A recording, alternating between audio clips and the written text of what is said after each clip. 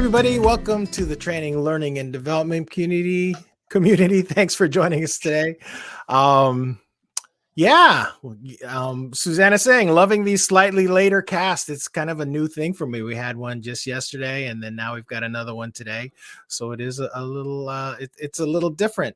So thanks for joining us today. We're doing another member showcase, and our guest today is Chris Syracuse. And just as a reminder for everybody, why I like to do these things is because people kind of, pass through my virtual life, like on LinkedIn or in our Slack channel or Twitter or wherever. And I've always wondered, who are these people? Who the heck is Chris Syracuse? I see him interacting with a variety of people on LinkedIn and commenting and posting. And I'm like, who is this person? So one of the reasons why I thought it'd be great to do these particular broadcasts is just so that you can get to know who the person actually is versus just reading their posts on social media. So, like Kara says, Chris is the top of the L&D Illuminati. So we're gonna figure that one out. So Chris, you are in Southern California right now, and you've got the Silverado fire going on. Let's just talk about that a little bit. What are you dealing with right now? I'm just curious. Just a lot of ash mostly. In traffic, that's kind of normal here, but it's just surreal. I didn't grow up here. We've only been out here for about 2 years, and so when we go outside and the sky is all orange and there's ash sprinkling everywhere, it's really weird. It's really just adds to the apocalyptic feel of 2020, I guess. And it's we haven't really been allowed to go outside all year, but now you really can't go outside. It's just strange. It's strange. And, excuse me for not really focusing on the instructional design side of things quick, but you seem like I'm a native Californian, and you actually seem kind of like a native Californian. You've got kind of almost the hair and the voice. So I'm just going to throw that out there. It's cracking me up. Why'd you decide to come to California? Was it because you're doing the master's program at Fullerton? No, actually that was a symptom, but first of all, thank you. I love the people out here. So they're what makes California worth all the traffic. Everyone out here is really friendly. But so I appreciate that. I'm glad I looked the part. No, we moved for my partner's school. Actually, she got an offer. She got a fellowship out here. So it was kind of no choice. She got a creative writing fellowship, which is nice. Especially rare. So we just picked up and moved. Awesome. So, so welcome to California. You've been here for 2 years, and I can see Tina saying hello from Frozen, Wisconsin, and Britt's a native Californian too. Let's get into a little bit of your background now. All right. So Chris, you're a graphic designer and a copywriter. So you've kind of got those two killer, skill sets, right? We were talking to Sammy Chan the other day, same kind of situation, graphic designer and copywriter. How'd you manage to pull that off? Well, Sammy's awesome, first of all. And I did my undergrad in technical writing, which was kind of an accidental result of changing my major 4 or 5 times: chemistry, psychology, philosophy, and eventually they're just do this, just do technical writing. And then I kind of just got pigeonholed into graphic design because I already knew how to do that. I came from a background in that. So that's, I guess, kind of how that worked out. Nice. Bunch of accidents. Now, how about getting into instructional design? Was that the same kind of thing, a little bit of an accident, or was it intentional? You were already a copywriter, you graphic design. Those are 2 fantastic skills to have if you're an instructional designer. How did you end up rolling into this career? I was looking for technical writing jobs. So the last the 2 years I've been out here, it's been pretty much impossible to find a steady employment. And so it was just on the hunt. One day I started seeing instructional design. I was like, what is that? I really had never seen it despite my degree in technical writing. I feel like it should have come up before. But I found the Reddit. I started finding some blogs. Actually I found Devlin Peck's blog. And I was like, wow, what is this? This is really interesting. It sounds really close to what I do, but you guys seem to make a lot more money. So I started asking him I asked him a whole bunch of questions, and then he did a crowdcast. I came into his crowdcast, and saw in the chat I was talking to Kara North, and she said something about mentors, and I said, how do you find mentors? And she said, just ask. So I went on LinkedIn immediately, like during that session, and asked if she would mentor me. And like, so that's the origin story.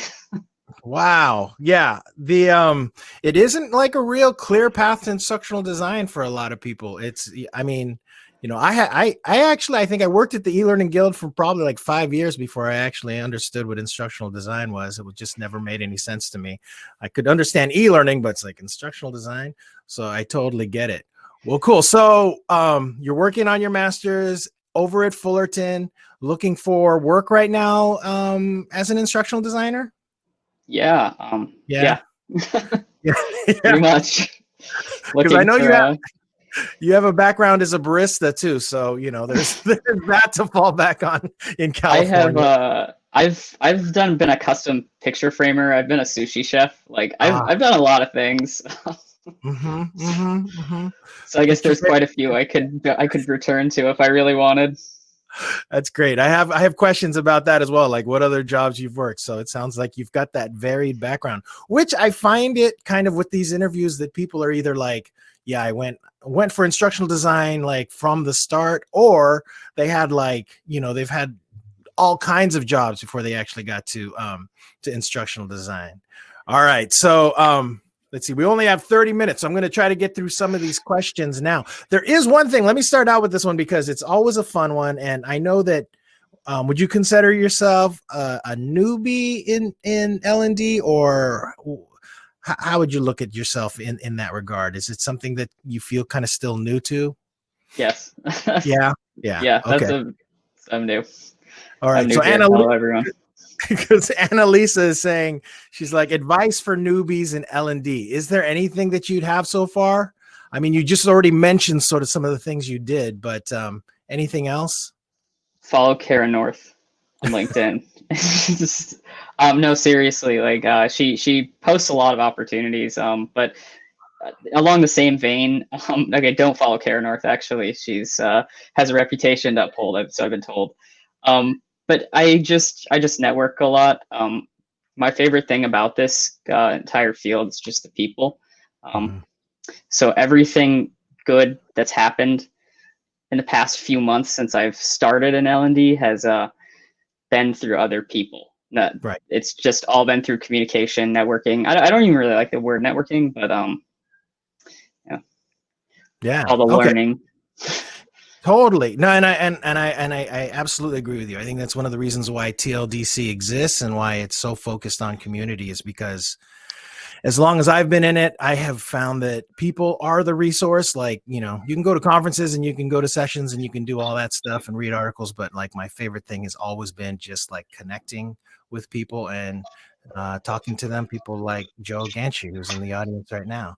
All right. Awesome. So you have been like working or striving to be an instructional designer now. Is there a particular project that you've done over, the last couple of years that you want to mention that you might be proud of? I'm working. I'm still pretty new. I'm working on like a passion project. It's just a baby, but it's called the Learning Chameleon. Totally inspired by, totally just ripped off of some inspiration I got from Kara, of course. But I'm trying to just teach what I know about graphic design for free and as seamlessly as possible, so that people kind of have a little bit more control over their visual communication, a little more agency over their brand. And I feel like graphic design can be treated like it's kind of esoteric. Designers are very like mysterious, and I don't know.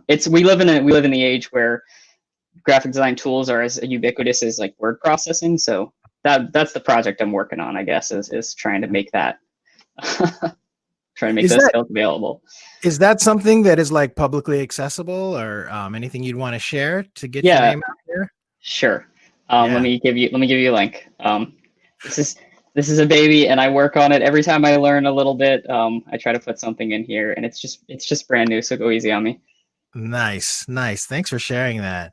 All right. So let me ask you about sort of your journey to get to where you're at in California. Like I was saying earlier, you've got it seems like there's this Ohio crew in the audience right now that seems to be kind of like a bunch of Chris Syracuse fans. What's the story there? Where did you start out, and like how did you end up doing a presentation for ATD in Ohio, and what's that all about? All right. At this point, I'm just gonna turn the seat over to Kara North. I might as well, because if I could mention her again. So yeah, she hooked me up with something that she created called the second annual Emerging Professional Showcase, which was just such an awesome opportunity, where it's exactly what it sounds like. She invites emerging professionals in the field to share what they know. And right after I asked her to mentor me, it was like within like 3 days. I still don't understand what instructional design is, I'll be completely honest. And I did, and so this is when I first started exploring it. And she was like, "Here, just sign up for this event." Had no idea. I was like, "What am I going to even?" She's like, "Just sign up and then figure out what you're going to talk about."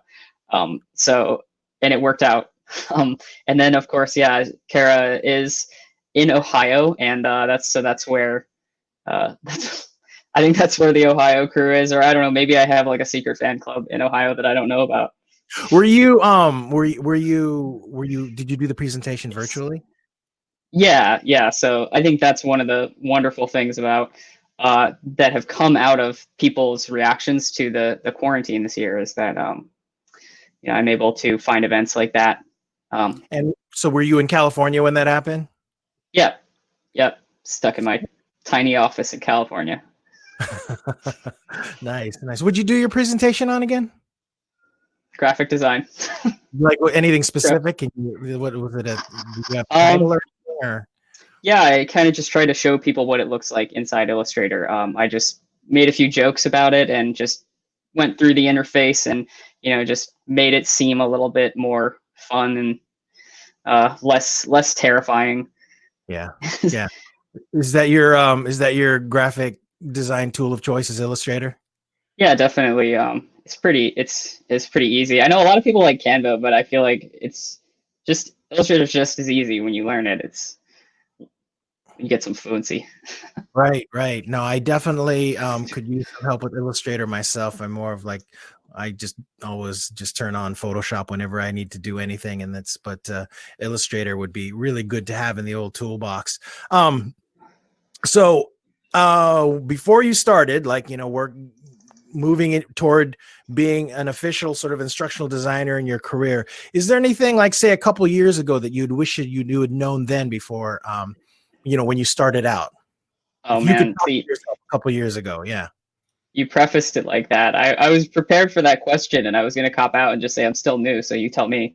But I guess just I don't know, be more confident and talk to people. I think actually I would say like people are very friendly. That's really strange to me. So I would just go back and maybe sit myself down for a few minutes and be like, people mean what they're saying. Some people are just nice. That's normal. Just get used to it, because I feel like that's been something to adjust to. That doesn't exist everywhere. Not every field, not every space is just like full of people who just want to make you feel more confident. And it can, I feel like, yeah, I would say just accept it. That's great, Chris. I mean, it really is. And I think especially in this space, and I would love to see if other people feel the same way. I haven't, as you guys know, like I'm a musician and stuff, and I definitely have interests, and and go to other networks to find people and talk about things that I'm passionate about. But it just seems with L&D, just for educators in particular, they're always interested in being able to help each other learn all the time, and it's really, really weird. And I'm there are times that I actually even see that it can happen to a fault, where there can be too many people that are trying to teach you something at the same time, and then it can become a little confusing. But for the most part, everybody is so generous with what they want to share, and it's one of the reasons why I can continue doing TLDC, out of like in my spare time. So it really is lovely. So let's talk about tools you use. So you already talked about Illustrator. What do you do? Do you do any dev work at all in the in the instructional design side of things? Like e-learning development? Yeah. Yeah, so I'm stumbling my way through Articulate. No, yeah, so I use Articulate. It's nice. It works. It's better than Captivate. I mean, just coming in from like a beginner mind, like Captivate was not going to happen. Yeah. But yeah, I use Articulate. A lot of visual like design tools just feel very similar. It's not too hard to piece things together. Right. I'm sorry to Captivate fans. It's just the way it looks. I don't know. I guess it matters to me as a designer. It doesn't feel inviting. It feels like it's got like a Windows 95 feel. Right. So and it does seem it's strange because you would think that since you're an Adobe Illustrator fan, and I don't know if you play around with any other Adobe products, you'd think that Captivate would be a little bit more, I don't know, would be closer to those guys as far as usability and stuff is concerned. Yeah, so I know that Adobe makes really great products. I'm not putting the product down. I think it's just maybe needs a visual update. Yeah, it doesn't quite feel the same. It just feels like a totally different world. Yeah, totally. Okay, cool. I feel bad. I'm sorry for speaking ill of Captivate. You don't have to feel bad. That's funny. I personally, I've never even, I've only I've installed Articulate a couple times and just played around with it really quickly, but I used to mainly play, build stuff in Captivate. So that's all I kind of know. And it's clunky. It's just clunky. So what or who keeps you inspired? Honestly, my partner.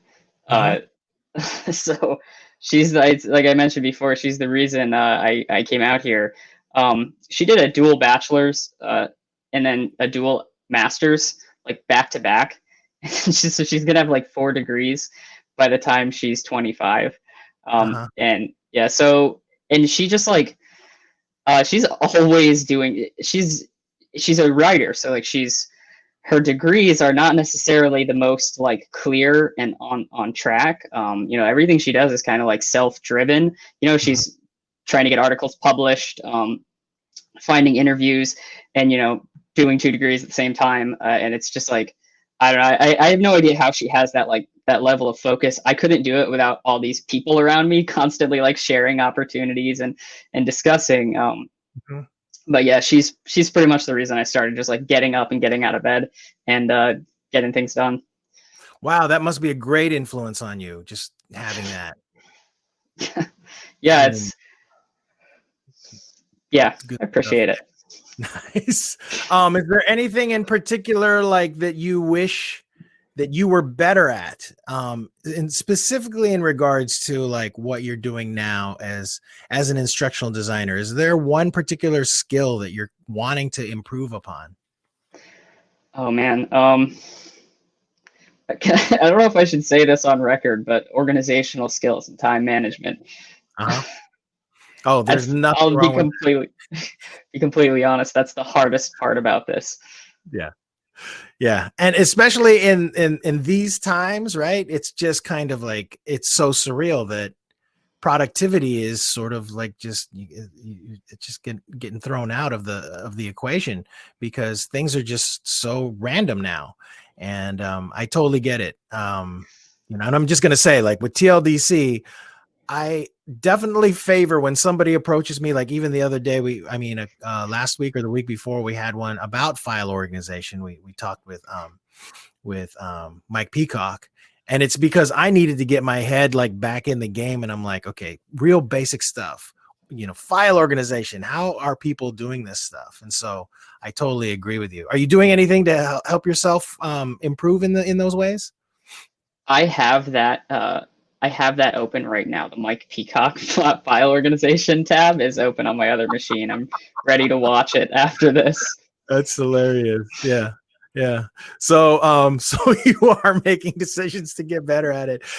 Seriously, go to YouTube and like watch some videos for for people that are like ridiculously productive, and it'll inspire you. Except, it's like, yeah, it is amazing how some people are actually able to get things done nowadays. That's great. So you had posted about your chameleon project. Anything else that you're working on right now? I mean, let's see. So I'm building like parts of that project for my degree, I guess. That's kind of where my head is at, is mostly on that project. I've started accepting some contracts, so I'm working on figuring that out. Nice. Navigating that. I've also done I've spent a lot of time with Design by Humanity, which is like I think I probably should have mentioned this before, for people looking to get started.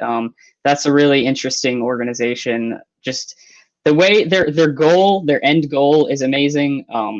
But just the way that they work right now is it's kind of just a collective of people, like self-led. And so if you're looking to get experience, like these are people that are creating learning experiences that create learning experiences, so they're forming the teams and building the products kind of themselves, and you get a lot of just like self-led experience. If you're a self-starter, it's amazing.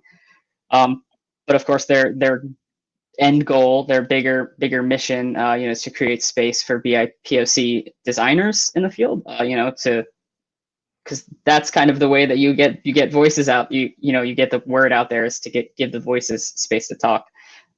So that's another thing I've spent a lot of time with. That's awesome, Chris. I've seen them around. I don't know anything about them, so I'm glad that you gave me the rundown on that. Yeah, I've seen them all over the place. I feel that's like I should share a link. Yeah, and Kristen saying yay DXH. Cool. Thank you. Outside of instructional design, what are you passionate about? Just curious. I exercise a lot. So I have OCD, so I kind of just have like a very strict routine. It's like the most boring answer ever, but I exercise a lot. I'm passionate about that. My partner and I just like lift weights, cycle, and hike, kind of on like a schedule. When before things got so intense, we would do like our weekly bike ride, bi-weekly hikes. I like squats and deadlifts when I'm allowed to go to the gym. It's pretty. I've been pretty boring recently. I play video games sometimes when I have the time. I have a cat. I'm pretty passionate about my cat. He's a pretty cool dude. Yeah. No, that's great. So, I mean, do you ever look into it all, like anything with instructional design, with doing like squats and deadlifts and things like that? I've seen like these amazing sort of, what is that called? Like the 5x5 sort of system and things like that, where like I've seen some great, I think, instructional design materials for workouts. So I don't know. I just want to throw that out there because it seems like maybe that's something that could get you some experience. Yeah. I would love to learn the personal training side of things, but I am terrified to put information out there that's going to get somebody crushed. So there's plenty of it there. It's all there. Like there's some amazing YouTubers that just share their information. One day maybe it'll make for a cool mobile app, but for now we'll stick to the chameleon project. Yeah, one thing at a time. Yeah. Favorite part of your career so far as an instructional designer? Yeah, it's the people. Same answer. I'm sorry. It's definitely the people though. No, it's totally good. That's nice. I mean, I just like learning. I spend a lot of time with online learning. I've learned most of my graphic design skills through like places like LinkedIn Learning, and just websites, just challenge websites like Kristen Anthony's Go Design Something. So it's kind of just this like recursive thing. It's fun to make and it's fun to consume. And so it matters that the people are out there making other things as well. That's fascinating. And also they're just really nice. Yeah. No, that's great. How about so your partner? What do you think? How do you think she'd describe what you're doing for a living right now? Annoying. She is she has her sights set on being a creative writing professor. So she's not a huge fan of the idea of instructional design. You know, she's very hands-on with her curriculum. And I think when I explained it to her, when I was like, that sometimes people sometimes people get their hands in that curriculum for teachers, she was like, absolutely, she didn't want anything to do with that. But every now and then she'll let me create some curriculum, especially like graphic design stuff. After I taught her how to use Photoshop, I think she really opened up to it. Yeah. Nice. So, okay. So I mean, I guess I'm not quite clear on the answer. So what do you think she'd say you do for a living? Bother professors. That's my answer. Like, just stress professors out. I think she would say that's what I do. That's great. Yeah. Well, that's good enough. That works. Okay. So if you weren't an L&D professional, what do you think you'd be? I don't know. A graphic designer, most likely, honestly. And I still enjoy graphic design. I still like to work. I still like doing graphic design. So that would most likely be my, I don't want to call it a second choice, but my other choice. Yeah. Do you like maintain a portfolio of your graphic design? I know that you have a L&D portfolio, but do you maintain a graphic design portfolio? Yeah, I keep them together. So yeah, I still keep current work public facing. Yeah. Nice. All right. Whoa. And I didn't see, we have actually a few questions here from people that I need to ask you these things because we're almost hitting the 30-minute mark. Annalisa's asking, like, what are you studying right now? I guess specifically, like, which degree? Instructional design and technology. Making it my third degree with the word technology tagged onto the end, and I'm not sure what that means anymore. What are the other two degrees? Multimedia design and technology, professional writing, rhetoric, and technology. Yeah. I never actually got the degree in multimedia design. I shouldn't say degree. My third program of study. Nice. And why'd you decide on Fullerton? I mean, it's a good program, I heard, but is there any particular reason why that was the one you went for? The cost. I mean, it's like 10 minutes away and it doesn't cost much compared to other schools. That was really important. Nice. Also the time. This was kind of a quick change for me. So the ability to just get a hold of it, get in touch with them and get accepted. And hopefully they'll open up and I can go to the campus. That was a big part of my decision, was the ability to actually be on a college campus again. Because they're nice.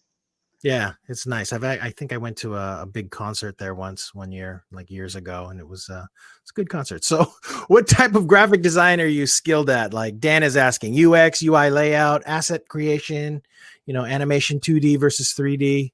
What do you do? Yeah.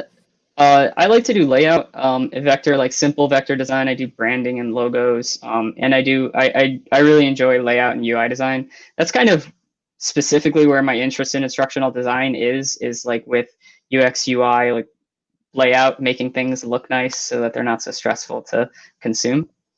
Nice. Okay. That's good to know. Excellent. Now, let's go ahead. I'm going to just wrap this up. This is going to be the last question, Chris. If there's one thing that people should know about you, what is it? I don't know. I guess I get nervous on the spot. I couldn't tell. Thank you. Oh, it's hilarious. Anything pop into your head other than the nervous on the spot? I guess I really like having, I guess because I like having a network of people that feel comfortable talking and sharing around me, because again, going back to that same thing, like I've learned a lot from the people around me. And I think if there's one thing you should know, so I'm probably not going to judge.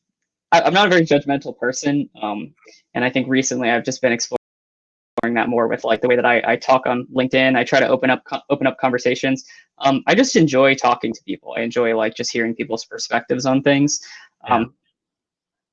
So That's the one. Yeah, no, that's good. That's good. Well, Dan does want to know what's your favorite band. Oh man, let me. I think that might be a trick, a trick question. Lewis's band. No, not my band. Lewis, you have a band that I don't know about. I'm gonna lay that out right now so I don't look silly. I have a band, and it's yeah, you can find us online. No, but do you have a band that what kind of music you listen to? Just curious. I listen to like a lot. Oh man. Let me.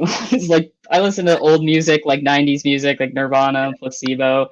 But I also listen to like Billie Eilish and like Grimes. Yeah, no, that works. That works, except the part where you say old music in the '90s, because that freaks me out. So. Well, I'm sorry. We're sinking on this boat together, man. I don't know what to tell you. Yeah, right on. Okay, no, that's good. So, all right. So, Chris, I want to thank you for doing this. This has been really, really fun. It's good to good to talk to you. It's good to talk to, like, I love hearing, like, sort of, I'm going to just say that it's sort of a newbie perspective, right? And then you have guys in the audience like Dan and like Joe Ganshi, Kim, people that are like veterans. And I love hearing their stories too. So it's really, really cool that, that we've come together and we're able to talk with you and learn more about you. And so now when I'm seeing your posts on LinkedIn, I'll have a better sort of context to understand you a little bit better. And if anything comes my way at all, and anybody in the audience, if you see anything at all that you think would be good for Chris as far as jobs or contracts or anything like that, make sure you hit him up. Kara's saying that he's crazy talented. I'm going to take a look at your portfolio and see, but you definitely seem like you'd be fun to work with. And thanks for doing this today. Hope it went okay for you. It wasn't too bad. And here, one last thing. Yeah. I just want to say, if that smoke really gets to you, just drive. Just get in the car and drive north and just get out of it, because you just need to take a break sometimes. Take it from me, who has been through it like multiple times over the last few years. Just get some air every once in a while, and then just come back if you need to. Yeah, I appreciate that. I will take your advice, since you've been here much longer than me. I'm on a river, I guess, if there are rivers here. So that's I think I'm kind of lucky. I'm in a nice little pocket where I've been pretty well cordoned off from most of it. Yeah. I appreciate the advice, and thanks for being such an awesome host. It makes the nerves a lot easier. No, it's super fun, and hopefully I'll be able to meet you in face-to-face at some point. If we ever get back to doing live events, maybe you can hang out, and we'll I don't know, talk graphic design or something like that. Talk '90s bands. All right, you guys. So thanks, everybody. Great to meet you, Chris. Sorry, I'm like closing this out. It's taking forever. But thanks, everyone. And let's see. Who do we have? We have Darcy is going to be in. Darcy Goshorn, I think, or Goshorn is our guest on Thursday. I'm really interested to talk to Darcy because he's got some hardcore like geek skills. I think he talks about, like, last time he was in a broadcast with us, he was talking about editing your Windows registry, which is not something that is pretty typical. So he's going to be our showcase person that I get to target on Thursday. And so join us for that one. Other than that, thanks everyone for being here, and we'll see you next time. Thanks all. Thanks again, Chris. Thank you.